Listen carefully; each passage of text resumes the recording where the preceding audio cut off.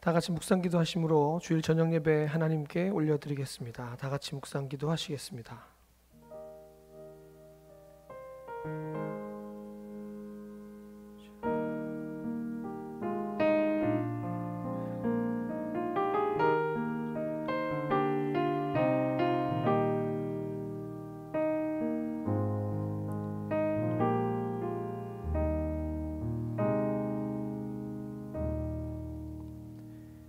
여호와는 나의 빛이요 나의 구원이시니 내가 누구를 두려워하리요. 여호와는 내 생명의 능력이시니 내가 누구를 무서워하리요. 내가 여호와께 바라는 한 가지 일 그것을 구하리니 곧 내가 내 평생에 여호와의 집에 살면서 여호와의 아름다움을 바라보며 그의 성전에서 사모하는 그것이라. 너희는 내 얼굴을 찾으라 하실 때에 내가 마음으로 주께 말하되 여호와여 내가 주의 얼굴을 찾으리이다 하였나이다. 아멘. 우리 삶의 주관자 되신 하나님, 세상이 시끄럽고 혼란한 가운데 우리가 이 세상에 발을 딛고 신앙을 지키며 살아갑니다. 이 신앙을 지키기가 힘든 이 시대이지만 우리 인생의 답이 하나님께 있음을 늘 잊지 않게 하셔서 예배를 통해 그 답을 찾고 우리 인생의 방향을 찾아내며 세상이 줄 수 없는 평안과 기쁨, 이 예배를 통해서 회복하며 예배 안에 힘을 얻고 살아가는 우리 모두가 되게 하여 주옵소서. 한시도 예배 없이 하나님 없이 살아갈 수 없음을 늘 잊지 않게 하셔서 우리 삶의 이유와 목적이 하나님의 뜻을 찾으며 하나님께 더 가까이 가는 삶이 되어야 함을 잊지 않는 우리 삶이 되게 하셔서 세상 것 바라보고 세상 것 붙잡으려 애달프게 살다가 후회하며 한탄하며 한숨 섞인 삶 살아가는 것 아니라 하나님 주신 그 영원한 평안과 만족 누리며 살아가는 하나님의 백성들로 살아가게 하여 주옵소서. 오늘 이 예배가 또 한 주를 살아갈 힘이 공급되어지고 하나님 그 마음을 우리 가슴 가운데 품어가며 세상에서 믿음의 승리를 이루어가는 그 결단과 다짐과 그 기쁨이 그 만족이 넘쳐나는 이 예배가 되게 하여 주옵소서. 함께 하심을 믿고 감사하며 예수님 이름으로 기도합니다. 아멘. 찬송가 353장 함께 찬양하시겠습니다.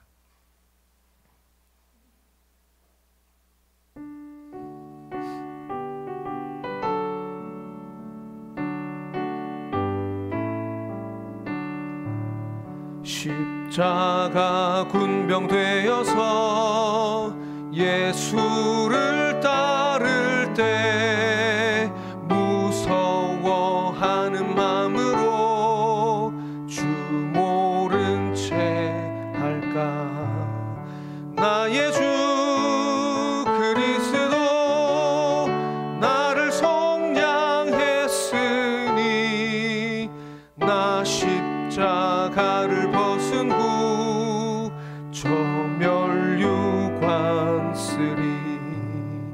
무성도 피를 흘리며 큰 싸움 하는데 나 어찌 편히 누워서 상 받기 바랄까.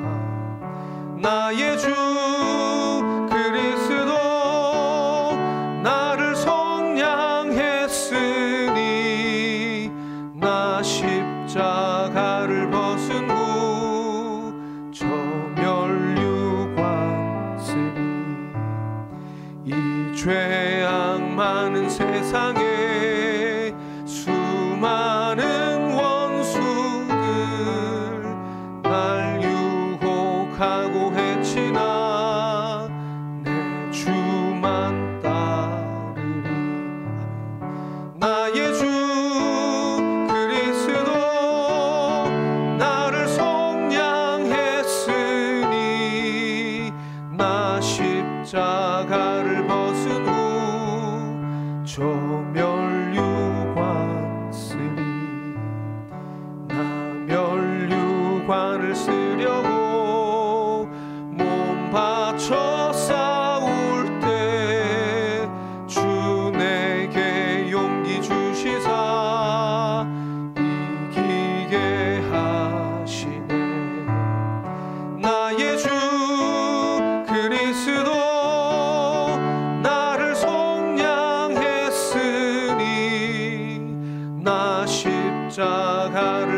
벗은 후 저 멸류관 쓰리 승리의 그날 이르러 십자가 군병들 개가를 불러 영광을 주님께 돌리니 나의 주 그리스도 나를 속량했으니 나 십자가를 벗은 후 저 멸류관 쓰리. 아멘. 다 같이 합심해서 기도하기를 원합니다. 먼저 우리 담임 목사님 위해서 기도해 주십시오. 지금 병원 치료 중이십니다. 수술이 잘 되었다 하고 또 오늘부터 죽도 좀 드시면서 회복이 되는 것 보입니다. 더 기도하고 또 하나님께 매달려야 할 때인 것 같습니다. 무엇보다 이번 일들로 인해서 육신이 연약해지는 아파하는 이것보다 영적으로 무너지지 않을 수 있도록 더 영육 간의 강건함으로 회복되어져서 주신 사명, 사역 잘 감당하실 수 있는 우리 담임 목사님 될 수 있도록 또 예정된 대로 치료가 잘 이루어지고 약물도 부작용 없이 잘 반응해서 예정된 대로 퇴원하실 수 있도록 기도해 주시고 또 이를 위해서 같이 마음 쓰고 수고하시는 우리 사모님을 위해서도 같이 기도해 주셔서 담임 목사님의 가정이 흔들림 없이 믿음 안에 든든히 세워져 갈 수 있는 이번 기회가 되게 해달라고 우리 담임 목사님과 가정을 위해서 함께 기도하시겠습니다. 기도합니다. 하나님 감사합니다. 우리 담임 목사님 지켜주시고 인도하시고 보호해 주셔서 지금까지 하나님께서 보호해 주셨음에 참으로 감사합니다. 하나님 생각지도 않게 건강검진 중에 이런 어려움을 당해서 수술을 하게 되었고 또 병원 치료, 입원 치료 중에 있습니다. 하나님 지금의 이 어려움과 아픔들 때로는 이해할 수 없는 부분들이 있기도 하지만 또 병원에 또 의사 선생님들에게 이런저런 아쉬움들이 또 많이 드러나는 부분들도 있습니다. 그러나 하나님 우리가 이 모든 상황 가운데에서 이 상황을 바라보며 안타까워하고 아파하고 힘들어하기보다 그곳에서 또 하나님께서 우리 담임 목사님을 향한 또 그 가정을 향한 놀라운 계획과 축복을 하나님께서 예비하신 줄 믿습니다. 하나님 병원에 있는 모든 치료 과정들도 하나님께서 선한 손길로 함께해 주셔서 치료가 완전해지게 하시고 오진이 없게 하시고 또 부작용도 없게 하셔서 이후의 모든 회복의 과정들 하나님이 예정된 대로 순적하게 진행되어져서 또 퇴원하실 수 있도록 이전보다 오히려 더 건강하게 퇴원해서 하나님 주신 사명 힘있게 감당할 수 있는 우리 담임 목사님 될 수 있도록 인도하여 주옵소서. 우리 교회의 또 이 포항 지역에 하나님 귀한 목사로 그 사명을 감당하게 하셨습니다. 하나님 그 일을 감당하는데 부족함이 없도록 이번 일 계기로 영육간에 더 강건함으로 힘있게 하나님 앞에 일어설 수 있는 우리 담임 목사님 될 수 있도록 은혜를 더하여 주옵소서. 능력을 더하여 주옵소서. 보호하시는 또 돕는 배필로 부주신 우리 사모님 아버지 건강도 지켜주시고 그 마음이 하나님 더 남편을 위해 또 가정을 위해 교회를 위해 더 기도하는 자리 하나님 앞에 엎드릴 수 있도록 하나님 은혜를 부어주셔서 이번 계기가 힘들어지고 어려워지는 것으로 끝나버리는 것 아니라 육신이 회복될 뿐 아니라 영적으로 더 단단하여지고 건강하여지고 아버지 힘있게 주님 앞에 당당히 설 수 있는 그 가정 또 우리 교회가 될 수 있도록 인도하여 주옵소서. 하나님 우리 성도들 더 기도해야 될 제목들 더 간절히 기도해야 될 제목들 하나님 우리에게 주시는 줄 믿습니다. 이전에 쉽게 기도하며 넘어갔던 부분들이 있습니까? 더 하나님께 간절함으로 절실함으로 하나님께 온전히 내어 맡기며 기도할 수 있는 우리 모든 성도들 교회가 되게 하셔서 이 교회가 또 든든히 세워져가는 귀한 기회가 될 수 있도록 하나님 은혜를 더하여 주시옵소서. 이어서 기도하실 때 지금 준비되고 있는 4인 4색 말씀 집회를 위해서 한번 기도해 주시기 바랍니다. 먼저 준비하실 우리 강사 목사님들 위해서 기도해 주십시오. 준비한 말씀들 풍성하게 은혜로 잘 준비해서 우리가 기대하고 사모하는 만큼 또 하나님 예비하신 그 은혜가 그 집회 가운데 말씀을 통해 전해질 수 있도록 기도해 주시고 오가는 걸음 사고 없이 오실 수 있도록 또 기도해 주시고 우리가 생각지도 않게 이런저런 일들이 많이 일어날 수 있습니다. 우리가 지금 경험하고 있습니다. 코로나19나 다른 질병 어떤 여러 가지 사건 사고들로 이 일정들이 더 이상 연기되지 않고 목사님들 이곳에 오시는데 방해받지 않을 수 있도록 기도해 주시고 또 준비하는 우리를 위해서 또 기도해 주십시오. 우리가 기도로도 준비하고 사모하는 마음으로 그 시간을 기다릴 때 그때 그곳에 하나님께서 예비하신 놀라운 은혜가 임할 줄 믿습니다.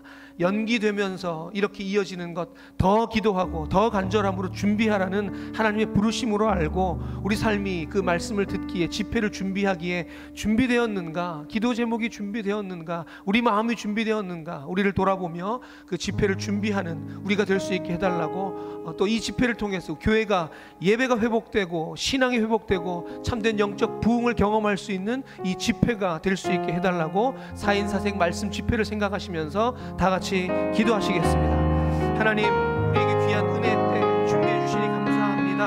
하나님, 말씀을 통해서만, 하나님 주신 그 은혜로만 우리가 삽니다. 하나님, 무뎌져 있던 그 영혼, 아버지, 우리 신앙생활 이번 집회를 통해서 회복되기를 꿈꾸시는 하나님의 마음이 이곳에 담겨져 있는 줄 믿습니다.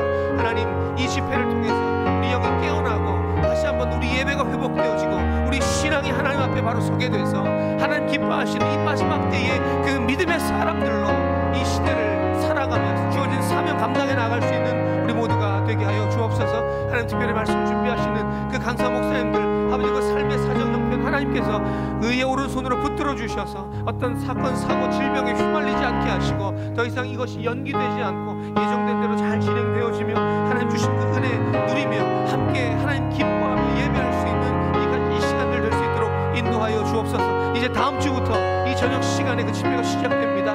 하나님, 이곳에 우리 온 성도들이 함께 참여해서 하나님 기도하고 준비하며 하나님 주신 은혜를 사모함으로 이곳에 나와 함께 기도하며 찬양하며 말씀 듣고 회개하며 하나님 앞에 다시 엎드려 예배가 회복되어지고 우리 신앙이 회복되어지고 하나님 우리 삶이 예배로 하나님 올려드려지는 새로운 결단들로 차고 넘치는 이 시간 될 수 있도록 인도하여 주옵소서. 하나님, 예배하기 힘든 이때, 코로나19로 아버지 모이기도 힘든 이때이지만 우리 마음을 모아 주심하며 하나님 주신 은혜를 사모하는 마음으로 이 성전을 올라올 수 있는 우리 모든 성도들 되게 하셔서 이번 기회를 통해서 이 교회가 다시 한번 더 갱신되어지고 새롭게 되어지는 귀한 은혜의 시간 될 수 있도록 하나님 은혜를 더하여 주시옵소서.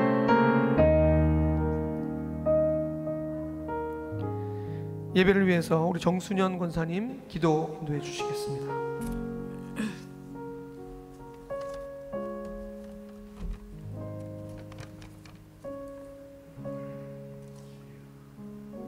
사랑의 아버지 하나님, 귀한 은혜와 사랑하심을 진심으로 감사드립니다.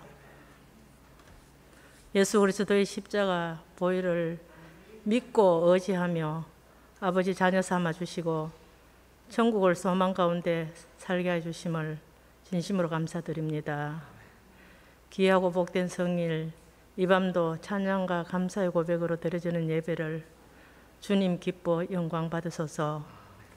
손살같이 빠른 세월, 지난 한 주간의 삶을 또한 돌아볼 때 믿음으로 산다고 하면서 빛과 소금의 소명을 감당하지 못하고 여전히 육신 속에 끌려 생활에 쫓기듯이 살아온 허물을 고백하오니 용서하여 주시옵소서. 코로나의 확산으로 우리의 생활이 혼란과 부자유한 시대의 연속이지만은 믿음 안에 택함 받은 우리들은 성령 안에서 믿음과 말씀과 또한 은혜 충만으로 어둡고 혼탁한 이 시기 더욱 거룩하고 경건한 모습으로 예수님의 사랑을 풍기며 많은 사람들을 생명길로 인도하는 전도자의 귀한 사명 또한 감당할 수 있도록 도와주시옵소서. 비록 대면으로 예배도 우리 또한 교조함에도 많은 제재와 규칙이 있지만은 말씀과 중보의 기도 가운데 사랑으로 교통하는 우리 모든 교우들이 될 수 있도록 도와주시옵소서. 병원에 입원 중에 치료하시는 담임 목사님, 빠른 기후와 온전한 건강이 이전보다 더 강한 모습으로 우리 주님이 회복되셔서 우리 주님 크게 계획하심에 주님 손에 붙잡혀서 더욱더 귀하고 크게 쓰임받는 귀한 목자 되게 하소서. 기도원 300용사의 자격시험이라는 제목으로 말씀 들고 세우신 우리 허명수 목사님, 무엇보다 또한 우선적으로 강건함을 허락하여 주시고 성령님 7배 능력을 부어주셔서 갈 바 없이 흩어지고 식어진 우리들의 심령을 말씀으로 갈아엎어 주셔서 옥토에 떨어지는 생명의 씨앗으로 심겨지길 원합니다. 4인 4색 말씀의 잔치를 준비하고 있는 가운데 있습니다. 우리의 마음 먼저 사모하는 마음을 허락해 주시고 순간순간 시간마다 우리 주님이시여 참으로 세워질 귀한 강사 목사님들의 건강과 기도로서 준비하는 말씀 하나도 주님이시여 참으로 정말로 우리들의 마음밭에 다 남김없이 떨어져서 말씀 가운데 거듭나 우리의 육신을 쪄서 말씀으로 복종시켜 승리할 수 있는 믿음들이 다 되어질 수 있도록 도와주시옵소서. 첫사랑의 감사와 감격으로 모두가 하나 되어 교회 앞에 일찍이 세워진 모든 계획을 완성시켜 우리 주님을 기쁘게 하여 드릴 수 있는 우리 교회 이 한 해가 되도록 주님 도와주시옵소서. 이 시간도 주님 앞에는 영광이요 우리에게는 큰 은혜 주실 것을 믿고 감사드릴 때에 예수님의 존귀하신 이름으로 기도드리옵나이다. 아멘.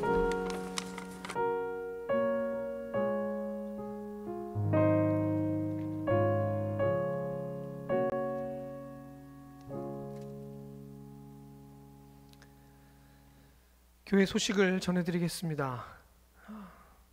먼저 우리 옆에 있는 분들, 앞뒤에 있는 분들 보시면서 한번 인사 나누겠습니다. 잘 오셨습니다. 반갑습니다. 자주 보니 더 반갑습니다. 우리 온라인으로 예배하는 우리 교회 식구들을 또 생각하시면서 격려하면서 우리 크게 하트를 한번 만들어서 한번 보여드려 볼까요? 사랑합니다. 힘내십시오. 안 들리지만 4인 4색 말씀 집회가 준비되고 있습니다. 말씀 무장으로 예배가 활성화되고 우리 신앙이 다시 회복되어지는 귀한 은혜를 사모하며 이 시간을 기대하고 있는 줄 믿습니다.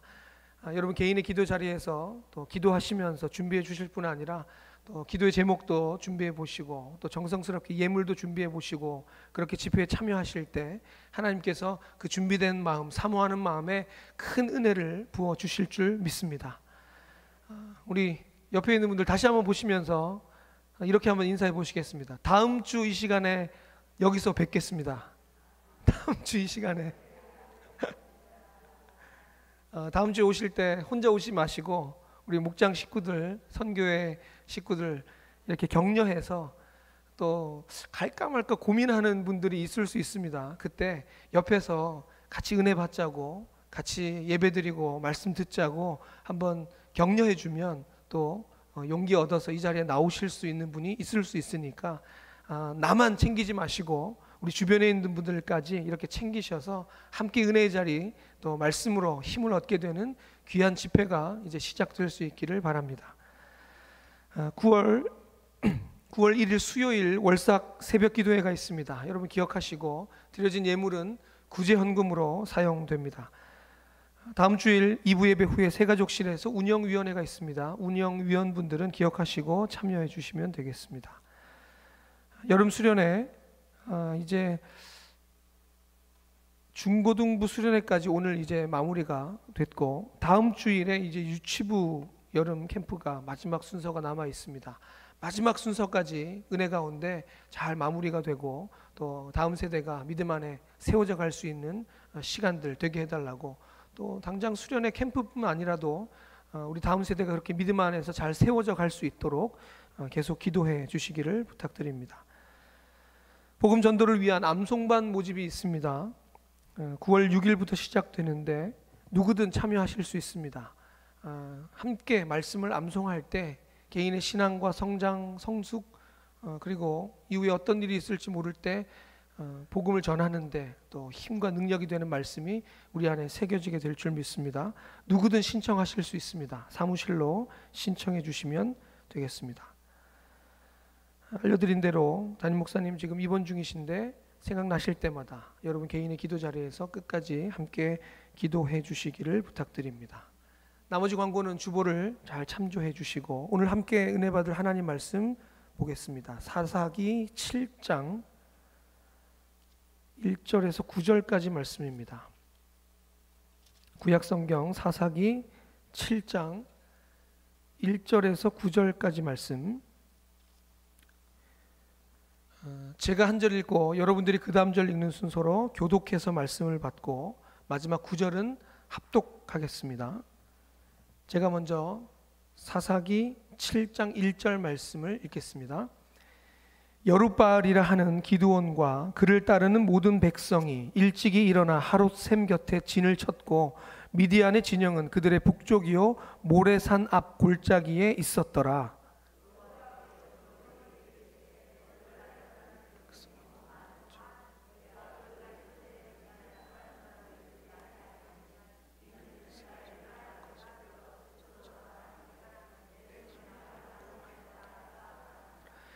이제 너는 백성의 귀에 외쳐 이르기를 누구든지 두려워 떠는 자는 길르앗산을 떠나 돌아가라 하라 하시니 이에 돌아간 백성이 22,000명이요 남은 자가 10,000명이었더라.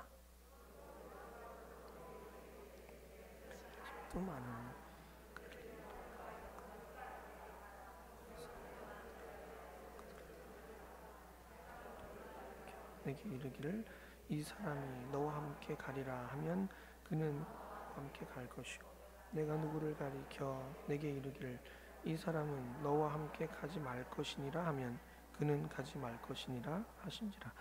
이에 백성을 인도하여 물가에 내려가매 여호와께서 기드온에게 이르시되 누구든지 개가 핥는 것 같이 혀로 물을 핥는 자들은 너는 따로 세우고 또 누구든지 무릎을 꿇고 마시는 자들도 그와 같이 하라 하시더니 그 외의 백성은 다 무릎 꿇고 함께 읽습니다. 여호와께서 기드온에게 이르시되 내가 이 물을 핥아 먹은 300명으로 너희를 구원하며 미디안을 내 손에 넘겨주리니 남은 백성은 각각 자기의 처소로 돌아갈 것이니라 하시니. 아멘. 오늘 기드온 300용사의 자격시험이라는 제목으로 허명수 목사님께서 말씀 전해주시겠습니다. 할렐루야.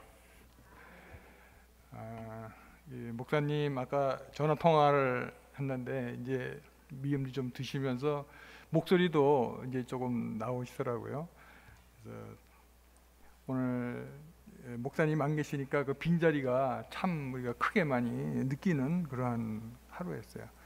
항상 우리 목사님은 등치도 크시고 목소리도 쩌렁쩌렁하시고 그래서 항상 우리와 같이 있을 것 같았잖아요.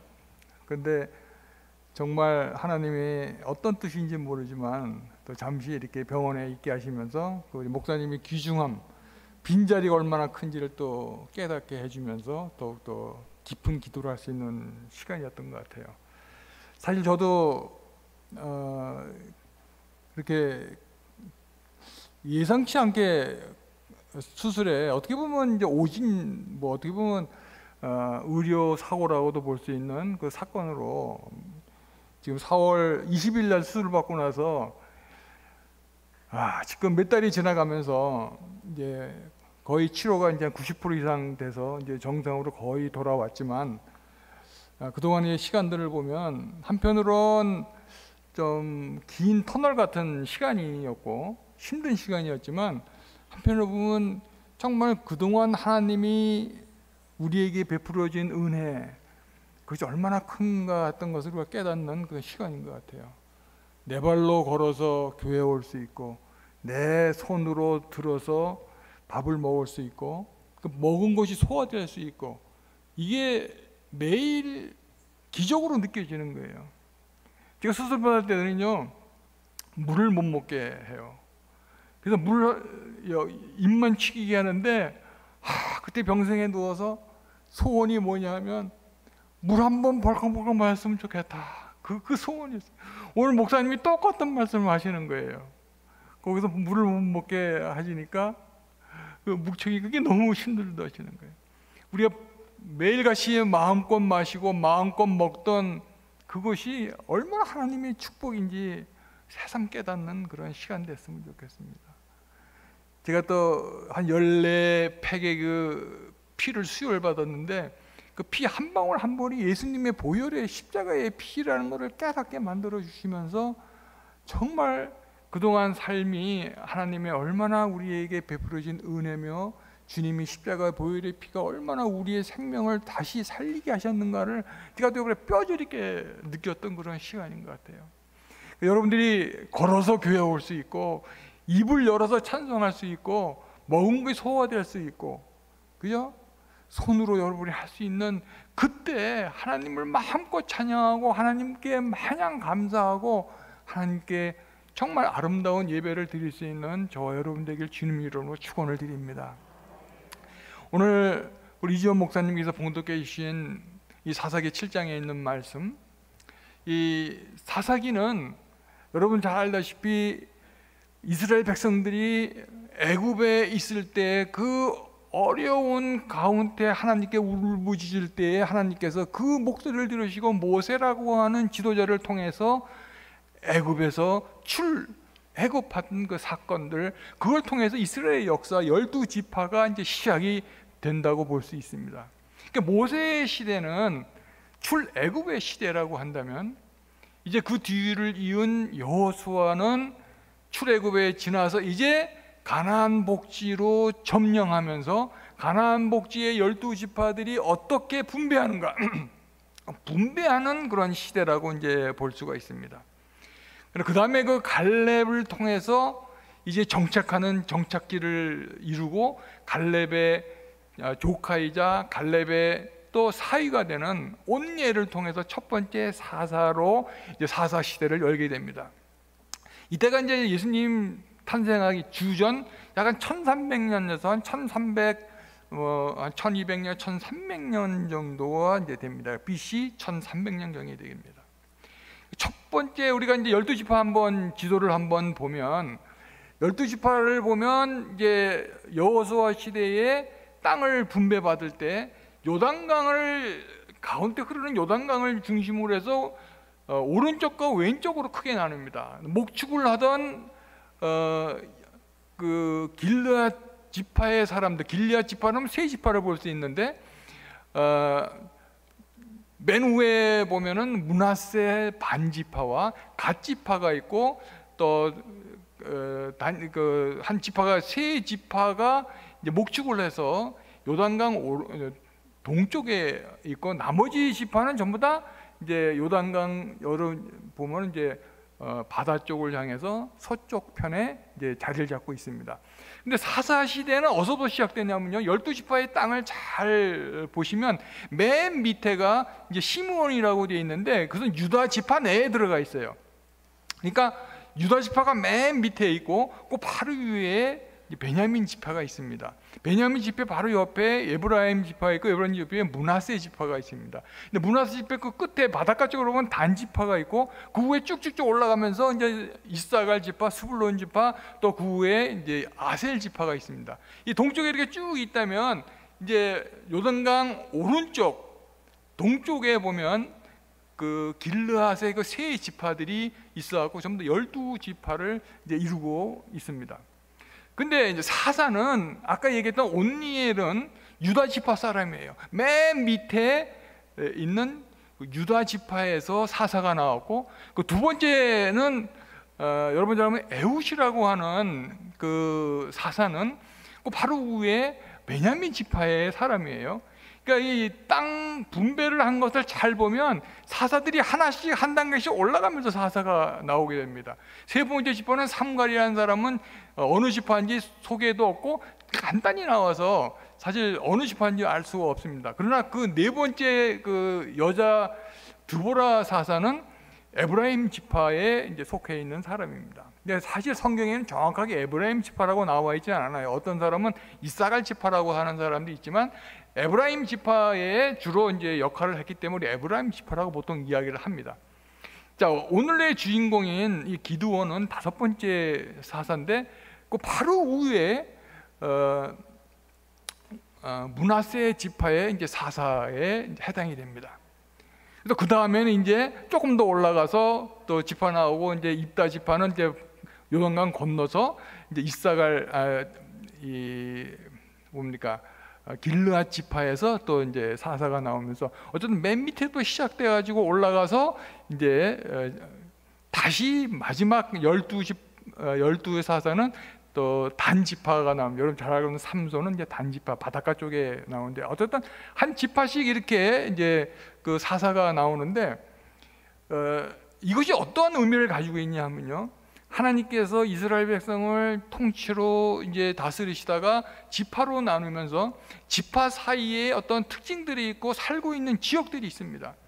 그 지역을 대표하는 사사가 그 지역만 지키는 것이 아니라 이스라엘 전체를 지키는 그러한 일꾼의 노릇을 이제 하게 됩니다. 근데 미디안이라고 하는 나라가 이제 그 이스라엘을 괴롭히는데, 이 사사기의 그 전통적인 패턴은 하나님에게 불순종하고 이방신을 섬기게 될 때 하나님께서 그들에게 채찍질로 이방인들에게 이제 이스라엘 백성들을 침략해서 괴롭히게 만들어 다시 회개하도록 만드는 것이 사사기. 그러면 다시 회개하고 하나님께 매달리면 하나님께 또 사사를 부르셔서 그 나라를 구원하시고, 구원하시다가 또 평안해서 40년 80년 이런 세월이 지나고 나면 이스라엘 백성들이 또다시 하나님을 배반하고 이방신을 섬기면서 하나님이 채찍질을, 이게 일종의 패턴의 시대를 한 300여 년을 지나게 됩니다.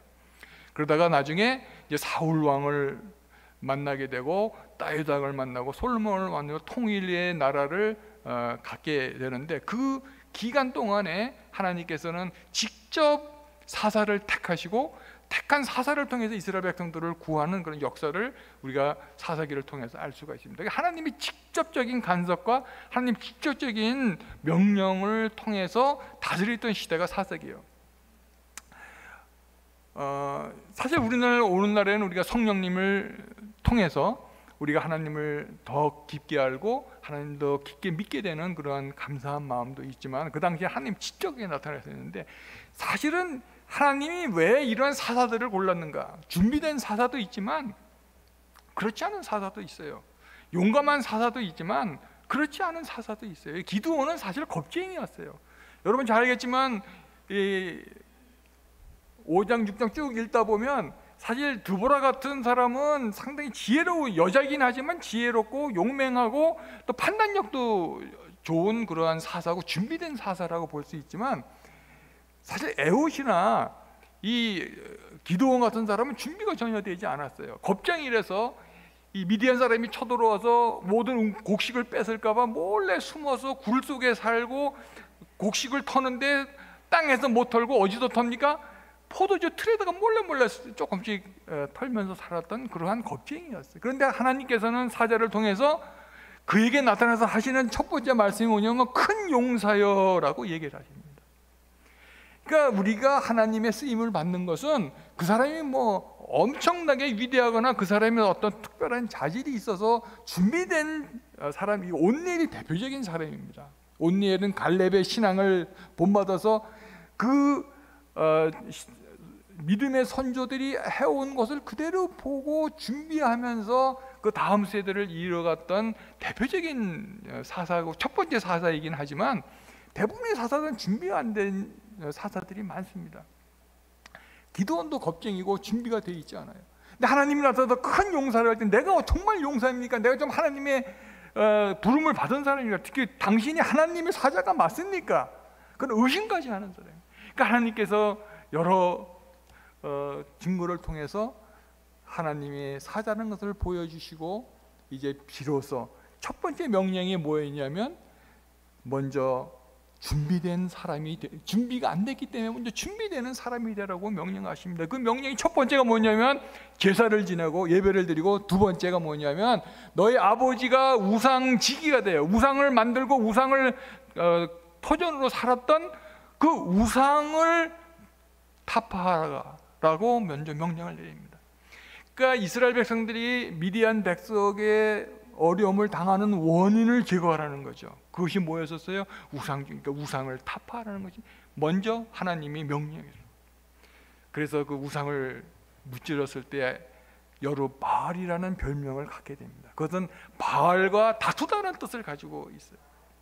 그때부터 이스라엘 백성들이 그에게 이제 오히려 달려들고, 처음에는 그 우상을 무찌른다 해서 많은 사람들이 그 여룻바알이라는 사람을, 즉 기드온을 죽이려고 다 몰려들 정도로 엄청난 반항을 했지만, 과감히 하나님의 뜻을 전할 때 오히려 여룻바알이라는 이름을 붙여서 이스라엘 백성이 그때부터 따르는데, 이제 그때부터 전쟁이 이제 시작이 됩니다. 미디안을 무찌르는데, 자 이제 모여라 하고 여룻바알의 이름으로 이제 사람을 모집합니다. 그때 모인 사람이 얼마나 많이 모였어요? 32,000명이나 모였어요. 근데 모든 12지파에서 온 게 아닙니다. 사실 그 문제가 됐던 그 지역이 물론 자기가 속해 있던 그 에브라임이나 므낫세나 또 그 후에 이사갈 지파나 그 후에 스불룬 지파들, 그 지파들이 주로 이제 모였는데 에브라임 지파는 처음에 부르지도 않았어요. 그런데도 무려 32,000명이라는 사람들이 몰려듭니다. 그런데 하나님께서 32,000명을 보고 너무 많다는 거예요. 근데 사실 많지가 않아요. 우리가 숫자적으로 보면 적군은 얼마나 많이 모였냐면요, 구름대처럼 모였다 그랬어요. 그래서 8장에 보면 실제로 나오는데 12만 명에다가 15,000명, 이게 13만 5천 명이나 된 사람이. 근데 무려 그 사람 중에 얼마나 죽였냐면 12만 명이나 몰살시키게 됩니다. 그 누구 때문에? 하나님 300명 때문에 하나님께서 300명을 통해서 12만 명을 몰살시키는 사건이 오늘 우리가 시간이 없어서 다 읽지 못했지만 9절까지 하나님께서 이제 그들에게 용사들을 뽑도록 말씀을 하고 계세요. 오늘 제목이 뭐냐면요, 기도원 300 용사의 자격 시험이에요. 왜 자격 시험이냐면 하나님께서 32,000명을 다 쓰지 않으셨어요. 왜요? 32,000명 너무 많다. 왜 많아요? 숫자적으로는 많지 않지만 너희들이 이렇게해서 전쟁을 이기면 하나님 때문에 이겼다고 하지 않고 너희들 때문에 이겼다고 할까봐 하나님께서는 너희들 너무 많다고 얘기를 하십니다. 그러면서 뭐라고 말씀하시냐면요, 2절에 보니까 여호와께서 기드온에게 이르시되 너를 따르는 백성이 너무 많은즉, 너를 따르는, 즉 사람을 따르는 사람이 너무 많아. 그러면 그렇게 해서 이기게 되면 너의 이름이 올라가게 되고 여호와 나에게 나 때문에 전쟁에 이겼다는 소리를 하지 않을 것이라는 하나님의 설명이 있습니다. 이는 이스라엘이 나를 거슬려 스스로 자랑할까 봐, 자고할까 봐 하나님께서 내가 너희들에게 너무 많다라고 말씀을 하십니다. 그리고 3절에 보니까 너는 백성의 귀에 외쳐 이르기를 누구든지 두려워 떠는 자는 길앗산을 떠나 집으로 돌아가라, 그렇게 얘기하라고 명령을 하십니다. 그러면서 더 중요한 게 뭐냐면 4절에 보니까 기드온에게 얘기합니다. 백성이 아직도 많이, 먼저 가라고 하니까 몇 명이 갔으니까 22,000명이 우르르 가요. 그 지금 몇 명이 남았으니까 10,000명이 남습니다. 근데 하나님이 그거를 보시고 아직 10,000명도 많다는 거예요. 하나님의 눈으로 볼 땐 그래요. 우리 인간의 눈으로 볼 때는 13만 5천 명과 10,000명은 비교가 안 되죠. 그러나 하나님 눈으로 아직도 많다. 자, 근데 중요한 이제 단어가 나옵니다. 뭐라고 말씀하시냐면 4절 중반부에 보면 내가 물가로 내려가게 하라는 거예요. 그래서 거기서 내가 너를 위하여 그들을 시험하리라. 마지막 하나님께서 쓰시는 용사를 이제 선발하기 위해서 내가 너를 위해서 마지막 시험을 할 테니 물가로 데려가라 라고 말씀하십니다. 여기서 물가는 하롯셈을 얘기합니다. 하롯셈은 어디냐면 지금 미디안 족속들이 모여있는 13만 5천 명이 모여있는 데서 눈에 보이는 지점에 있어요. 그러니까 군대처럼 몰려있고 메뚜기처럼 몰려있으니까 여기서 볼 때에 그 사람들을 볼 때 얼마나 겁이 많겠어요. 겁이 나겠죠. 그러니까 하나님께서는 겁이 나는 사람들은 먼저 돌아가라고. 그러니까 시험의 첫 번째, 두 번째, 세 번째 단계의 시험을 내리시는데 사실 시험에 대한 의미가 너무나 중요합니다. 여기서는 우리가 시험을 왜 봅니까? 제가 여러 번 말씀을 전할 때 시험에 대한 얘기를 몇 번 드렸는데요, 시험은 크게 두 가지가 있어요. 하나는 정말 교수님이나 선생님이 그 시험을 줘서 공부하게 하기 위해서, 또 공부하면서 이 학생이 얼만큼 수준이 되는가를 평가하기 위한 목적이 있고, 정말 중요한 목적은요, 평가가 목적이 아니라 시험 공부를 하면서 실력이 향상되는 것을, 그것이 절대 목적입니다. 그것이 큰 목적이에요.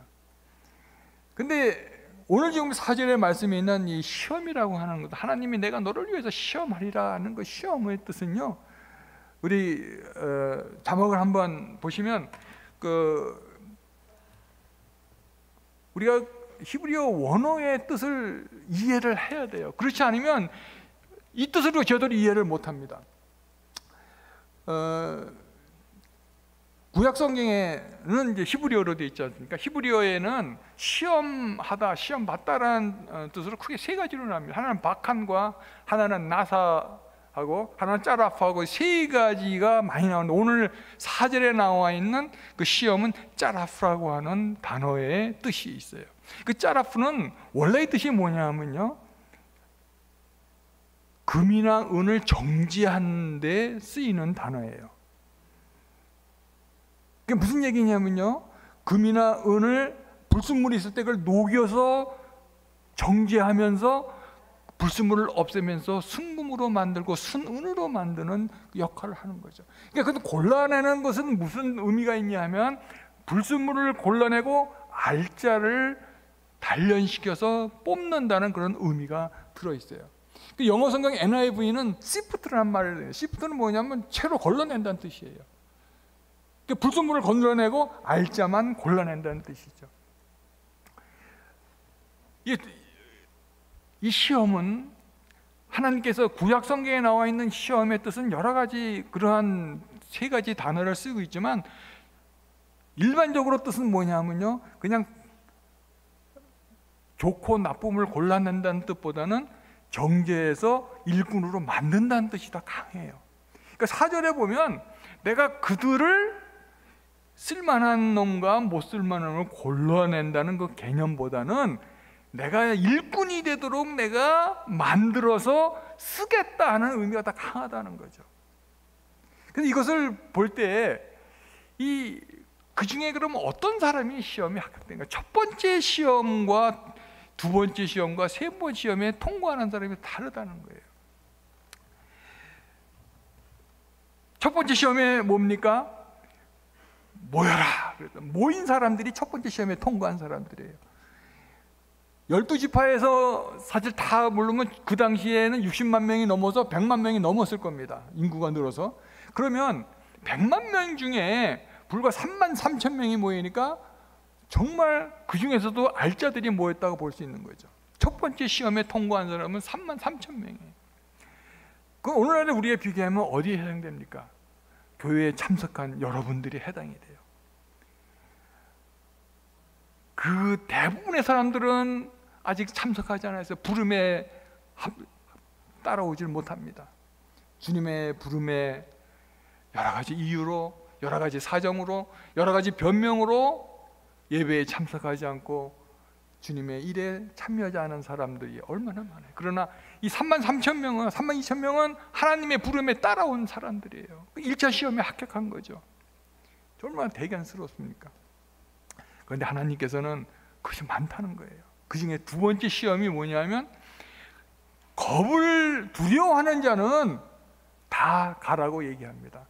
자, 두렵다는 거 성경에서 보면요, 아까 그 하루쌤에서 위에 내다보면 약다를, 그 당시 이제 낙타, 약대 또는 낙타라고 하는 그 수없이 끌고 오는 그 적군을 볼 때 두려움을 갖지 않을 수가 없죠.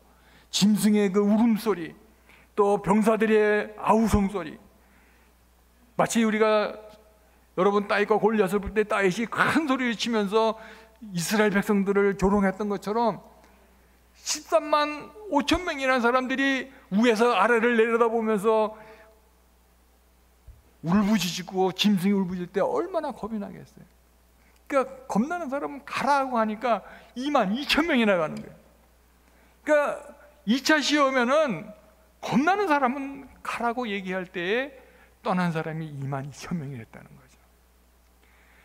자, 이제 그러면 10,000명이 남지 않았습니까? 저도 한동대학에 있으면서 시험을 엄청나게 많이 치릅니다. 뭐 중간고사, 기말고사, 뭐 퀴즈 그런 거 빼고 매년 이제 신입생들 오면은 면접 시험을 보지 않습니까? 제가 그것을 25년 이상을 했어요. 그럼 학부만 한 게 아니라 대학원도 하고 때로는 교수도, 신입 교수들도 이제 면접을 보게 되면 우리가 1차 시험은 뭡니까? 1차 시험은 자격 시험이에요. 어떻게 보면 필기 시험도 아니고 자격 시험입니다. 그러니까 서류 보고 뽑는 거죠.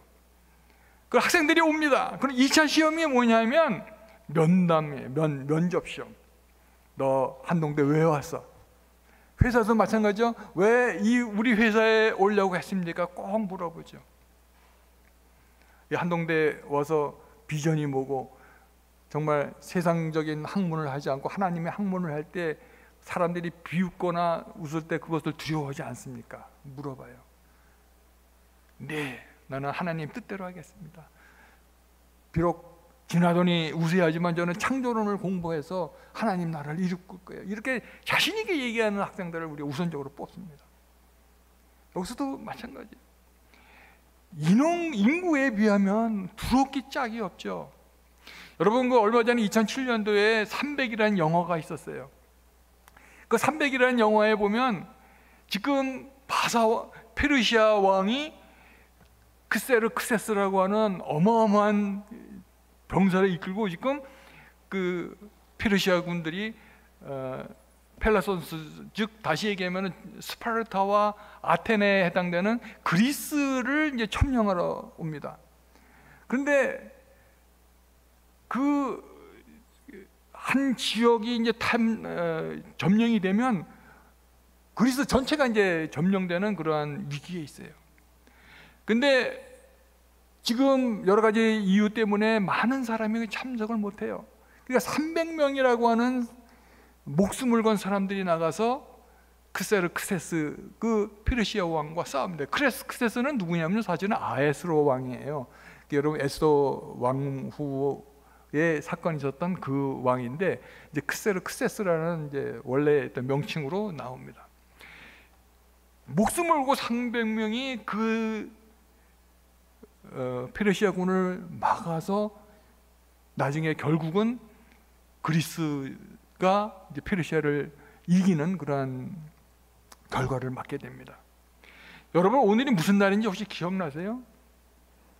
오늘이 8월 28일이죠. 오늘이 무슨 날인지 혹시 기억나는 분 있으세요? 1597년 8월 28일 그날이 바로 명량해전이 있었던 날입니다. 그때 왜군의 한 500척이 쳐들어와서 조선 반도를 완전히 토초화시켰던 날입니다. 근데 음모에 의해서 이순신 장군이 끌려갔었죠. 그러니까 나라가 거의 이제 멸망할 단계에 이제는 어쩔 수 없이 이순신 장군을 마지막으로 이제 조선 통수권을 주는 장군으로 이제 내려보내는데 내려보면 너무 한심한 거예요. 지금 배 12척밖에 안 남은 겁니다. 그래서 장계를 올립니다. 선조 대왕에게 뭐라고 장계를 올립니까?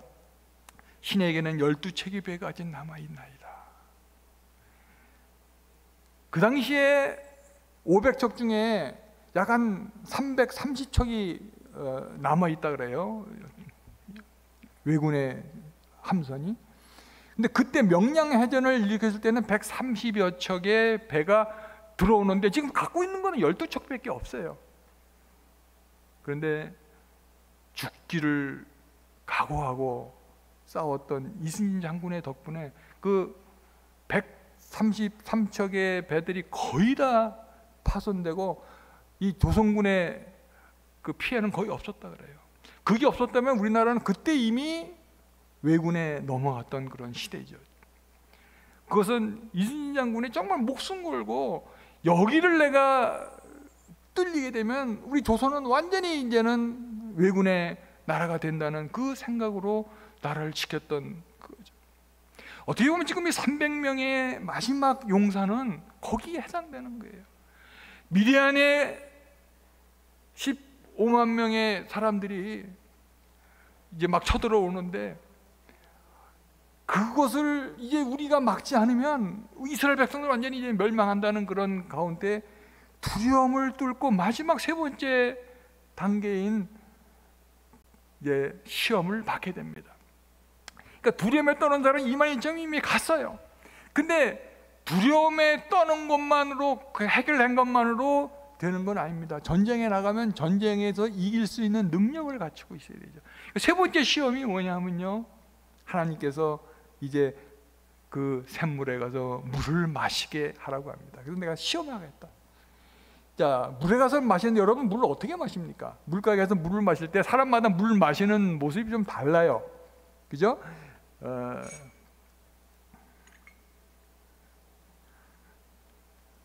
이렇게 얌전히 마시는 사람이 있고 이렇게 마시는 사람이 있어요. 물론 목이 얼마큼 마르냐에 따라서 상황이 다르지만 하나님은 그 모습까지도 보십니다. 그러니까 두 패로 나눠요. 한 파의 사람들은 막 달려가서 얼마나 목이 마르겠어요. 갈증이 타겠습니까? 아까 목사님도 그렇고 저도 그렇고 이 물을 못 먹게 하니까 물이 그냥 얼마나 먹고 소원이 딱 하나가 있었어요. 내가 병원에 나가면 물을 벌컥벌컥 마시리라. 정말. 그러니까 이스라엘 백성들이 광야에서 그 물을 달라고 마라 섬에서 또 반석에 물을 내달라고 막 갔을 때 그 심정을 내가 이해하겠더라고요. 그러니까 이 목이 마른 사람들이 먹는 모습이 두 가지로 나타나는데 성경에 보니까 뭐라 한다는 다 떨치고 막 들어가서 물에 가서 그냥 벌컥벌컥 물을 마시는 그러한 부류가 하나 있고, 또 한 부류는 개처럼 마시는 사람이 있다고 합니다. 개는 어떻게 마십니까? 홀짝홀짝 그렇게 마시죠. 그러니까 사람이니까 물을 이렇게 떠서 이렇게 마시는 거예요. 근데 자, 그것을 어떻게 보고 하나님이 두 패로 가려서 한쪽은 돌아가라고 얘기합니다. 어느 쪽일 것 같아요? 개처럼 물 마시는 사람일 것 같아요? 아니면 벌컥벌컥 마시는 사람일 것 같아요? 하나님은 그냥 벌컥벌컥 물에 풍덩 담궈서 마시는 사람들을 10,000명 중에 300명을 제외하고 나머지는 다 집으로 돌아가라고 얘기를 합니다. 9,700명은 다 집으로 돌아가라. 나머지 300명만 남으라고 얘기합니다. 자, 여기다 학자들이 두 가지로 크게 나눕니다. 요세푸스라고 하는 초기의 그 신학자는 그 300명은 비겁한 사람이다. 용기가 없는 사람이다. 왜? 그냥 물을 깨짝짝 마시니까 비겁한 사람이다. 능력이 없는 사람이다. 라고 보는 학자들이 있어요. 또 다른 학자는 정말 조심스럽고 경계심 있는, 전쟁에서 꼭 그런 사람이 필요하다라고 주장하는 사람이 있습니다. 그런데 이 성경에 보면 용사란 말이 없어요. 이 기드온에게만 큰 용사라고 그 주의 사자가 와서 얘기하지만 이 300명에 대해서는 용사란 말이 없습니다. 근데 저는 왜 지금 300용사라고 썼습니까? 또 많은 또 학자들 설교에서 보면 300용사란 말을 많이 쓰고 있죠. 그것은 두 번째 의견을 따르는 겁니다. 이것은 하나님이 선택한 용사라는 거예요. 왜? 원래 그 기드온도 비겁쟁이, 아주 겁쟁이였잖아요. 들판에서 타작을 못하고 몰래 숨어서 하고 그냥 현실에 수긍했던 사람이었어요. 적군을 묻지를 생각조차 못하고 적군을 피해서 어떻게든지 자기네가 갖고 있는 걸 조금이라도 먹고 살아가려고 하는 현실에만 급급했던 그런 사람이었어요. 우리 믿음 생활도 어떻게 보면 그런 경우가 너무 많죠. 너무 현실이 급하니까, 먹는 게 힘드니까, 내 자식 교육시키는 게 힘드니까 그냥 현실에 급급해서 살았던 그러한 모습들, 그게 어떻게 보면은 우리의 그냥 생 얼굴의 모습인지도 몰라요. 그러나 하나님께서는 그러한 모습을 하나씩 하나씩 없애기를 원하십니다. 우리의 믿음 생활이 어디서 바뀝니까? 우리가 결정적인 순간에 바뀌는 거죠.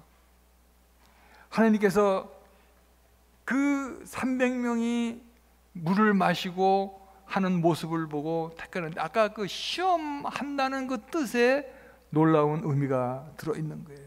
그러니까 아까 겁쟁이라고 생각한 사람은 그냥 시험한다는 것을 걸러낸다는 의미로만 보시는 거예요.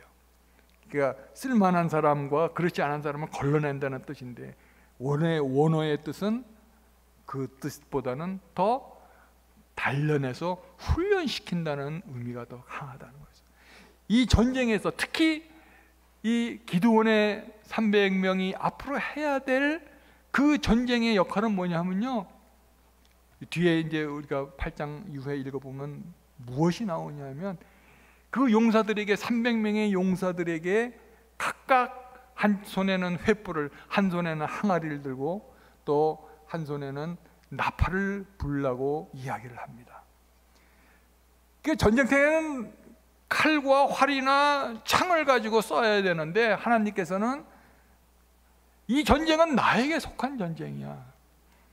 너의 숫자로 싸우는 것이 아니고 너의 무기로 싸우는 것이 아니고, 그들은 약대를 가지고 낙타를 가지고 있고 13만 5천 명이나 어마어마한 군대가 있어. 너희들은 그러한 것으로 싸워서 이길 수 없는 거야. 나팔과 항아리와 횃불로 이기게 하시는 하나님이십니다. 이 항아리와 나팔과 또 횃불의 그 의미가 무엇이고, 상징하는 의미가 무엇일까요? 이것은 시험에 합격한, 아까 물을 마치리 개처럼 마셨던 그 사람들에게만 하나님께서 맡겼던 그 사명이라는 것이죠. 우리가 개 그러면은 참 욕의 대상이잖아요. 우리나라도 그 개에 대해서 들어가면, 개자가 들어가면 전부 다 욕이죠. 개 XX, 개 뭐뭐. 그래도 좋은 말은 개 자식이고, 그 더 센 말은 뭐 우리가 이제 시옷자가 막 들어가잖아요. 근데 이제 우리가 그걸 또 격조 있게 하려면 개 아들 그렇게 얘기하잖아요. 근데 영어도 똑같아요. son of bitch. bitch는 암캐예요. 그 개 자식이죠. 개 자식, 개 아들 얘기하는데 전부 다 욕으로 쓰이잖아요. 그런데요, 여기서 개의 의미는 순종을 의미합니다. 조심성을 의미해요. 요 사마리아 여인의 비유를 너무나 잘 알고 있지 않습니까? 사마리아 여인이 그 딸의 귀신 들린 것을 고쳐달라고 할 때 예수님께서 뭐라고 말씀하십니까? 내가 그 개에게 음식을 줄 수가 없다고 해요. 그러니까 사마리아 여인을 개로 비유를 하죠. 이때 사마리아 여인은 지체하지 않고 얘기합니다. 뭐라고 얘기합니까? 옳습니다마는 개도 주인의 떨어진 밥상에 떨어진 것을 주워 먹나이다. 그러니까 자기를 개로 비유한 거예요. 예수님께서 그 모습을 보고 정말 너 같은 믿음이 없다고 하고, 이제 내 믿음이 너를 구원하였다고 얘기합니다. 그리고 딸이 그 즉시로 낫게 하는 역사가 있습니다. 그 개의 의미가 뭘까요? 순종입니다. 비록 세상의 멸시와 천대를 받고 있지만 주님만을 향해서 따르는 그 믿음, 순종, 겸손함, 다 내려놓은 모습을 우리에게 그렇게 가르쳐주고 있는 것이죠. 저도 강아지를 키우는데 그냥 졸졸졸 따라댕겨요. 제가 방에서 공부하면 방에 밑에, 책상 밑에도 아주 쥐죽은 듯이 앉아 있어요. 그러다가 이제 일이 있어서 마루에 나오면 금세 마루로 따라 나옵니다. 그리고 이제 잠자리에 들면 침대로 오면 침대로 따라와요. 어떠한 일이 있든 내가 어디를 가든 절절절절 따라다녀요. 정말 여러분들이 주님을 그렇게 따라본 적이 있으세요? 하나님의 마음, 그 하나님의 마음을 따르고 순종하고, 그러한 그 모습이 정말 개만도 못한 우리 믿음이 되지 않기를 원합니다. 제가 항상 그래서 우리 집사람 보고 그래요. 우리 집사람한테 안 가요. 일편단심 민들레예요. 오로지 한 주인만 따릅니다. 정말 그게 얼마나 또 은혜스러운지 몰라요. 우리 집사람 보면 상당히 기분 나빠요. 오늘도 오기 전에 바깥에 자꾸 이제 오줌 누러 나간다 그러는데, 우리 집사람 나니까 안 나간대요. 싹 보고 막 도망가요. 근데 가자 그러면 막 도망가요. 근데 내가 가자 그러면 막 따라 나와요. 그래서 내가 이제 급하니까 오늘은 같이 나가자 그래서 내가 문까지만 나가고 싹 들어오면은 갔다가 싹 보면 엄마만 있으면 깨끗하고 집으로 오겠다 그래요. 그만큼 어떻게 보면 한 주인에 대한 섬김, 충성, 정말 우리가 본받아야 돼요. 근데 저는 사실 그래요. 난 개 같은 믿음을 갖고 싶다. 정말 그렇지 못한 개만도 못한 사람이 되는 거죠. 오늘 300명은 개 같은 사람이에요. 순종하는 거예요. 그 순종하지 않으면은 아까 항아리를 들고 나팔을 들고 또 횃불을 들고 전쟁터에 그게 무슨 말이에요? 그걸 누가 따르겠어요?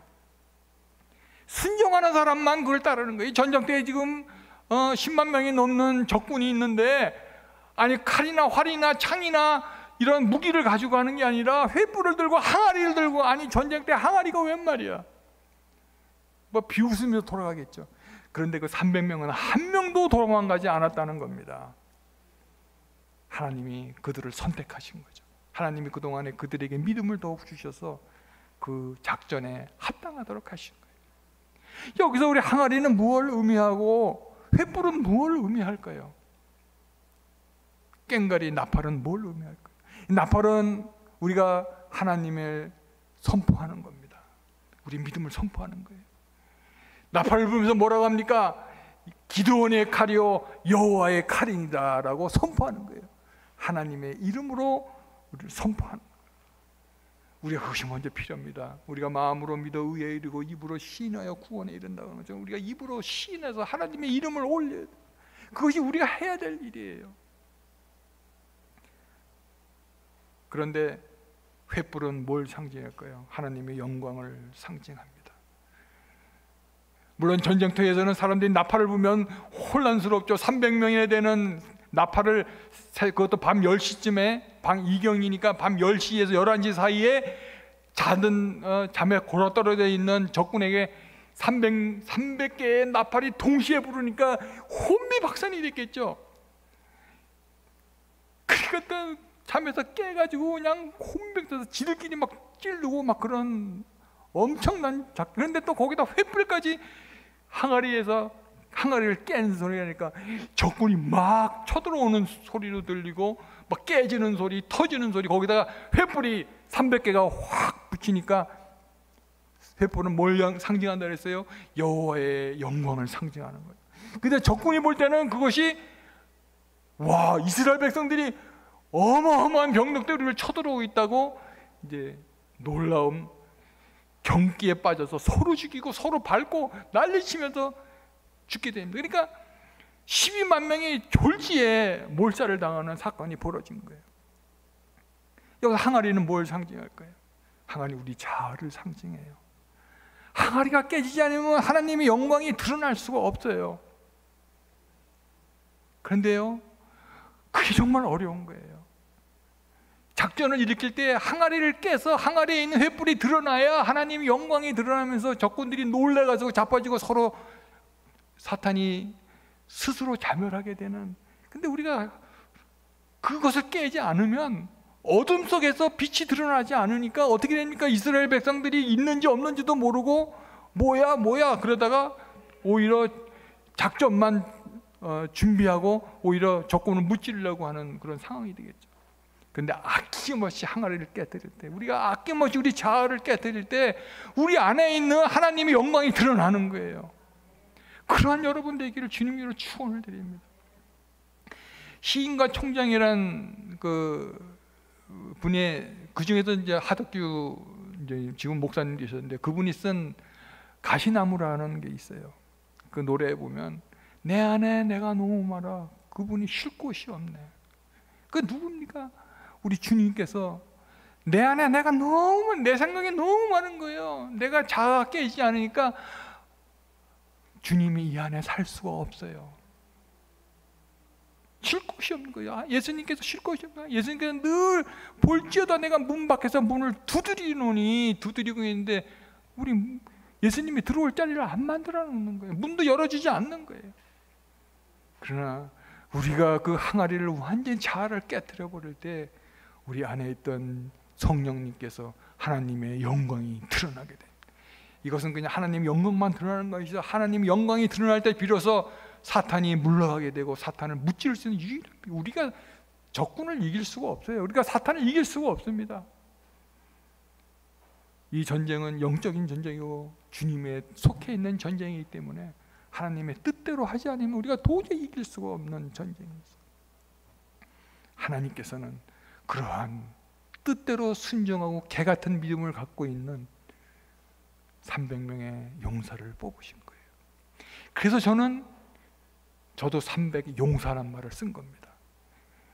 그 주인인 기드온과 똑같죠. 기드온도 겁쟁이였지만 그 천사가 와서 큰 용사여라고 얘기한 것처럼 하나님께서는 그 300명을 겁쟁이, 어떻게 보면 소심한 사람일 수도 있지만 하나님께서는 그들에게 용사의 자격을 주고 전쟁에 이길 수 있는 결정적인 그러한 역할을 맡게 해주신 거죠. 이제 말씀을 맺고 싶습니다.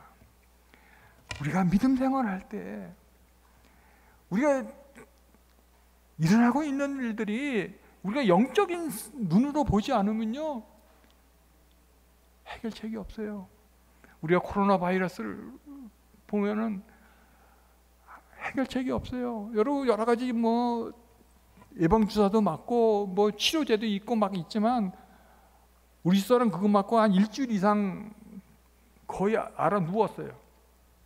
그거 없을 때는 멀쩡히 있다가 알아 누웠어요. 근데 코로나 끝난다면 뭐 이게 완전히 없어질 것 같죠? 천만의 말씀입니다. 우리 역사적으로 보면요, 말라리아로 죽은 사람, 독감으로 죽은 사람, 대역병으로 죽은 사람, 천연두로 죽은 사람, 뭐 어마어마합니다. 그때 죽을 때는요 인구의 3분의 1이 막 죽고 그랬어요. 근데 지금은 사실 코로나 아무것도 아닙니다. 우리가 코로나 때문에 우리 목사님 여러 번 말씀하여 두려울 필요 없습니다. 우리가 그것을 그렇다고 무시하면서 우리가 방역을 소홀히 하면 안 되겠지만 우리에겐 이제 이 타락한 세상에는 코로나가 끝나면 무엇이 올지 몰라요. 이름도 모를, 지금 우리가 기억도 못하고 생각도 못한 새로운 이름의 새로운 질병들, 새로운 병들이 생깁니다.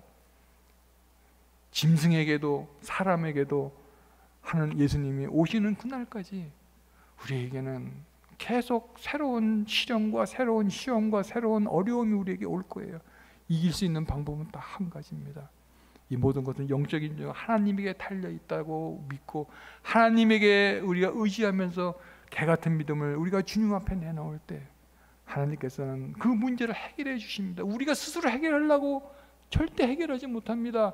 주님 앞에 내어놓고 주님 앞에 기도하고 주님 앞에 매달릴 때 주님께서 우리에게 갈 길을 밝히 보여주신 그러한 주님을 믿고 따라가는 저와 여러분 되기를 주님 이름으로 축원합니다. 사랑과 은혜가 많으신 아버지 하나님, 세상에 많은 사람 가운데 저희들을 먼저 이 예배당에 주님의 제자로, 주님의 믿는 자로, 주님의 백성으로 불러주심이 얼마나 감사한지 모릅니다. 그러나 우리가 첫 번째 시험에 합격했다고 해서 우리가 하나님의 용사가 되는 것은 아님을 고백합니다. 이제 우리가 하나님을 경외하며 이 세상을 두려워하지 않는 용감한 큰 용사가 될 수 있도록 인도해 주시고, 무엇보다도 이제 우리가 하나님 영적인 전쟁에 쓰임받을 수 있는 그러한 역할을 감당할 수 있는 쓰임받는 일꾼에게 인도하여 주시옵소서. 우리 담임 목사님 쾌차하여서 이 빈자리, 우리가 허전한 이 마음을 채워주시옵시고, 무엇보다도 주님께서 우리에게 빈자리, 빈 마음, 우리의 허탄한 마음, 우리의 허탈한 마음, 또 우리의 채워야 될 이 자리를 채워주시옵소서. 예수님 이름으로 감사하며 기도드리옵나이다. 이제 하나님께 더 한번 간단하게 기도하기를 원합니다. 이 코로나 때문에 우리가 신앙이 죽지 아니하고 정말 하나님이 모든 것이 하나님 뜻에 있다는 것을 확인하며 우리가 300용사에 들어올 수 있도록 우리가 믿음의 기도를 한 1, 2분 정도 하고 제가 마지막 축도 기도로 오늘 모든 예배를 마치려고 합니다. 기도하시겠습니다. 사랑과 은혜가 많으신 아버지 하나님, 아버지 때로는 저희들이 감당할 수 없을 만큼 아버지 하나님 어쩔 수 없는 상황이 온다 할지라도 아버지 하나님 저희들이 두려워하지 않도록 도와주시옵소서. 그리고 아버지 하나님 저희들이 먼저 자아가 깨지게 도와주시옵소서. 이 전쟁은 저희에게 속한 것이 아니라 주님에게 속한 것이온즉 아버지 하나님께 매달리고 주님에게 뜻을 구할 수 있는 저희들에게 인도하여 주시옵소서. 아버지 하나님, 나라와 민족을 위해서 기도합니다. 아버지 하나님, 이 시간에도 수많은 사람들이 병상에 또는 여러 가지 이유로 아버지 하나님 힘들고 어려워하고 좌절하는 사람들이 있습니다. 아버지 하나님, 불쌍히 여겨 주시옵시고 주님에게서만 해결을 찾을 수 있는 주님만의 해결인 것을 깨닫는 저희들에게 도와 주시옵기를 원합니다. 우리 포항 지역에 아직은 우리가 예배를 드릴 수 있는 차이가 있지만 아버지 하나님, 어떠한 상황이 온다 할지라도 우리가 예배를 패하는 일이 없도록 인도해 주시옵시고, 아버지 하나님, 저희들이 어떠한 세상이 온다 할지라도 주님에게 의탁하고 주님만 따르는 저희들의 십자가의 용사, 아버님 300명의 용사처럼 아버지 하나님의 믿음과 절제와 또 하나님을 향한 아버지 하나님이여 정말 끝없는 믿음이 저희 안에 있기를 허락해 주시옵소서. 이제는 우리 예수 그리스도의 은혜와 하나님의 무궁한 사랑과 성령님의 인도하심과 교제하심과 또 오늘 참석한 우리 포항 침례교회 성도들과 또 온라인을 통해서 예배에 참석하는 모든 분들이 이제 우리 자아를 주님 앞에 다 깨고 주님의 시험에 합격하여 주님의 일꾼 될 수 있는 하루하루가 되기를 간절히 축원하옵나이다. 아멘.